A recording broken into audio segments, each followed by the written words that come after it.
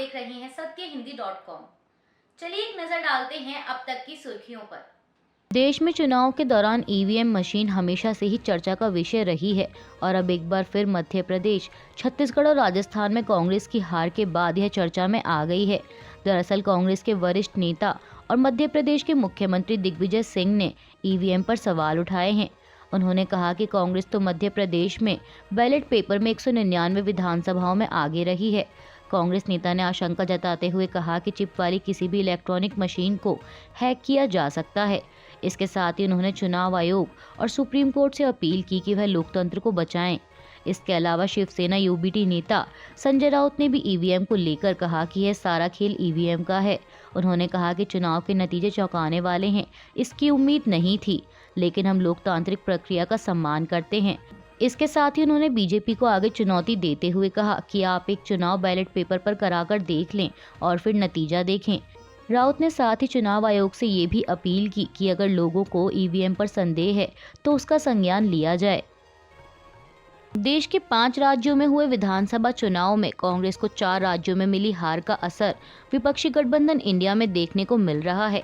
दरअसल 6 दिसंबर बुधवार को विपक्षी गठबंधन की बैठक होनी है, लेकिन पश्चिम बंगाल की मुख्यमंत्री और टीएमसी प्रमुख ममता बनर्जी ने इस बैठक में शामिल होने से इनकार कर दिया है। वहीं इस बीच खबर है कि समाजवादी पार्टी प्रमुख अखिलेश यादव भी इस बैठक में शामिल होने से परहेज कर सकते हैं। आज तक की एक रिपोर्ट के मुताबिक पार्टी सूत्रों का कहना है कि अखिलेश को इंडिया गठबंधन की इस बैठक में जाने की कोई जल्दी नहीं है और कांग्रेस के साथ रिश्ते सामान्य होने तक वह मीटिंग में जाने से परहेज कर सकते हैं। इसके अलावा उत्तर प्रदेश में सपा की सहयोगी पार्टी अपना दल कमेराबादी ने भी कांग्रेस द्वारा बुलाई गई इंडिया गठबंधन की इस बैठक में शामिल होने से इनकार किया है। वहीं ममता बनर्जी ने इस बैठक में शामिल न होने के पीछे कारण देते हुए कहा कि उन्हें इसकी कोई जानकारी नहीं है। मीडिया रिपोर्ट्स के मुताबिक ममता बनर्जी ने कहा कि मुझे किसी ने इस बैठक के बारे में नहीं बताया और ना ही इस संबंध में मुझे कॉल कर सूचित किया गया। उन्होंने कहा कि उत्तरी बंगाल में मेरा 6 से 7 दिन का कार्यक्रम है, मैंने अन्य योजनाएं भी बनाई हैं। अगर अब वे मुझे इस बैठक के लिए बुलाते हैं तो मैं अपनी योजनाएं कैसे बदल सकती हूँ। कल बुधवार 6 दिसंबर को कांग्रेस द्वारा बुलाई गई विपक्षी गठबंधन इंडिया की बैठक में अब बिहार के मुख्यमंत्री नीतीश कुमार ने भी शामिल होने से इनकार कर दिया है। मीडिया रिपोर्ट्स के मुताबिक मुख्यमंत्री नीतीश कुमार की जगह इस बैठक में जेडीयू के राष्ट्रीय अध्यक्ष लल्लन सिंह और संजय झा शामिल होंगे। बता दें कि 4 राज्यों के विधानसभा में हुई कांग्रेस की हार के बाद से ही इंडिया गठबंधन के घटक दल न सिर्फ उससे नाराज हैं, बल्कि कांग्रेस पर निशाना भी साध रहे हैं। गौरतलब है कि मध्य प्रदेश चुनाव के दौरान कांग्रेस के वरिष्ठ नेता कमलनाथ ने समाजवादी पार्टी से गठबंधन करने से इनकार कर दिया था। वहीं इस पर नाराजगी जताते हुए सपा प्रमुख अखिलेश यादव ने कहा था कि लोकसभा में साथ रहना है या नहीं, इस पर वह विचार करेंगे। बता दें कि कांग्रेस के अकेले चुनाव लड़ने के इस फैसले की कई घटक दलों ने आलोचना की है। बिहार के मुख्यमंत्री नीतीश कुमार के विपक्षी गठबंधन की बैठक में शामिल ना होने के पीछे जेडीयू सूत्रों ने सीएम नीतीश के स्वास्थ्य का हवाला दिया था, लेकिन इस बीच वे आज मंगलवार को कैबिनेट की बैठक में पहुंचे तो इससे यह साफ हो गया कि वे स्वस्थ हैं। इंडिया गठबंधन की बैठक में शामिल ना होने के पीछे केवल स्वास्थ्य कारण नहीं है। अब ऐसे में बिहार की सियासत गर्मा गई है। दरअसल इसे लेकर लोक जनशक्ति पार्टी रामविलास के अध्यक्ष चिराग पासवान ने नीतीश कुमार पर निशाना साधा है। उन्होंने एक्स पर लिखा कि जैसे बिहार में मुख्यमंत्री जी और उनकी नीतियां फ्लॉप साबित हुई हैं, पुनः एक बार विपक्ष को एकजुट करने की नीति भी विफल हो गई। नीतीश कुमार का नेतृत्व विपक्ष के किसी भी नेताओं को स्वीकार्य नहीं था, इसलिए ताश के पत्ते की तरह लोकसभा चुनाव से पहले ही बिखर गया। उन्होंने कहा कि 3 राज्यों में करारी हार से स्पष्ट पता चल गया है कि नीतीश कुमार जी की अगुवाई वाला महागठबंधन प्रधानमंत्री जी के नेतृत्व वाले एनडीए गठबंधन के सामने ढेर हो गया। चिराग ने मुख्यमंत्री पर हमला जारी रखते हुए आगे कहा कि 6 दिसंबर को होने वाली विपक्ष की बैठक में नीतीश कुमार जी का शामिल ना होना साफ जाहिर करता है कि मुख्यमंत्री जी हार से डर गए हैं और हमेशा की तरह पिछले दरवाजे से भागने के प्रयास में हैं। नीतीश कुमार जी, ये तो अभी शुरुआत है, आने वाले दिनों में देखते जाइए क्या होता है। इंडिया के कई घटक दलों द्वारा मीटिंग में शामिल होने से इनकार करने के बाद इस मीटिंग को ही स्थगित कर दिया गया है।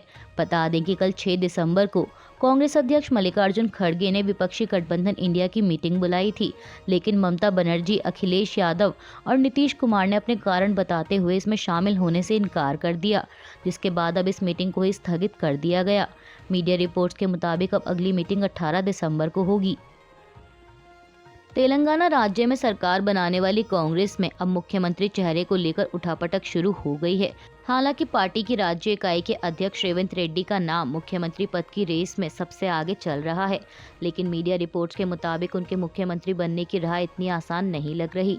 बता दें कि रेवंत रेड्डी को तेलंगाना में कांग्रेस की सफलता का मुख्य सूत्रधार माना जा रहा है, लेकिन बावजूद इसके उनका मुख्यमंत्री बनने का रास्ता मुश्किलों से भरा हुआ है।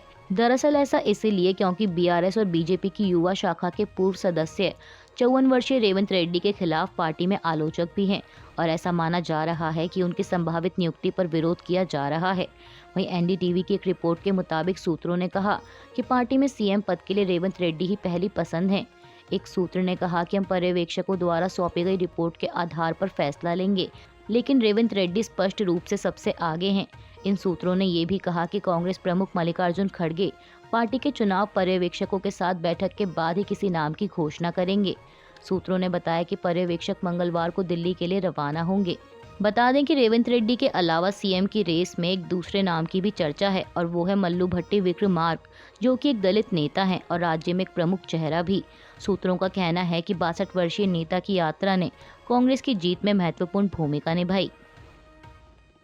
ईडी द्वारा मनी लॉन्ड्रिंग में शामिल गैंगस्टरों पर कार्रवाई जारी है। इसी कड़ी में जांच एजेंसी ने आज मंगलवार 5 दिसंबर को गैंगस्टर लॉरेंस बिश्नोई के सहयोगियों के ठिकानों पर छापा मारा। बता दें कि ईडी की ये कार्रवाई राजस्थान और हरियाणा में 13 ठिकानों पर की गई है, जिसमें लॉरेंस बिश्नोई के सहयोगियों सुरेंद्र चीको और अन्य के ठिकाने शामिल हैं। सुरेंद्र चीको और उसके सहयोगियों पर हरियाणा पुलिस ने अपहरण, हत्या, रंगदारी और आर्म्स एक्ट के तहत केस दर्ज किए हैं। पुलिस की एफआईआर पर संज्ञान लेते हुए एनआईए ने भी उसके खिलाफ जांच शुरू कर दी है। मीडिया रिपोर्ट्स के मुताबिक ईडी को पता चला है कि सुरेंद्र चीकू लॉरेंस बिश्नोई का अपराध से कमाया गया पैसा संभालता है और ये सारी कमाई माइनिंग, लिकर और टोल से होती है।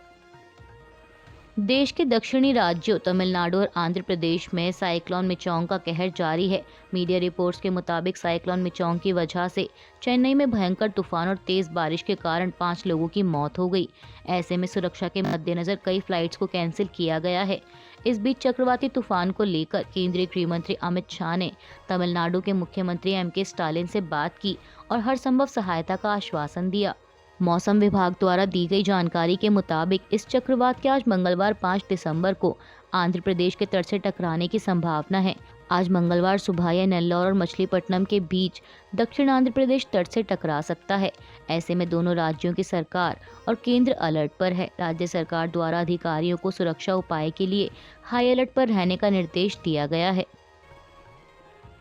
ब्रिटेन की सरकार देश में अप्रवासियों की संख्या कम करने के लिए लगातार एक्टिव है। इसी क्रम में कल सोमवार को ब्रिटेन सरकार ने अप्रवासियों की संख्या कम करने के लिए कुछ सख्त कदमों की घोषणा की है, जिनमें विदेशी श्रमिकों के लिए कौशल आधारित वीज़ा हासिल करने के लिए बहुत ज़्यादा वेतन सीमा तय करना और परिवार के सदस्यों को अपने आश्रित के रूप में लाने पर रोक शामिल है। इसके मुताबिक कौशल श्रमिक वीज़ा हासिल करने की जो वर्तमान वेतन सीमा है, यानी 26,200 ब्रिटिश पाउंड, अब वह बढ़ाकर 38,700 ब्रिटिश पाउंड कर दी जाएगी। इसके अलावा इस कार्रवाई के तहत स्वास्थ्य और देखभाल वीज़ा पर डॉक्टर अब अपने परिवार के किसी भी सदस्य को अपने साथ नहीं ला सकेंगे। बता दें कि ब्रिटेन के गृह मंत्री जेम्स क्लेवर्ली ने संसद के निचले सदन हाउस ऑफ कॉमन्स में बोलते दौरान यह जानकारी दी। इसके साथ ही क्लेवर्ली ने संसद को बताया कि नए नियम 2024 की शुरुआत में प्रभावी होंगे। ब्रिटेन के गृह मंत्रालय ने कहा कि इस कदम से लगभग 3 लाख लोगों पर असर होगा, जो अब नए उपायों के आधार पर यूके में प्रवेश करने के पात्र नहीं होंगे। बता दें कि इसका असर भारतीयों पर भी पड़ेगा। अभी के लिए बस इतना ही। बाकी की खबरों के लिए बने रहिए सत्यहिंदी.com के साथ।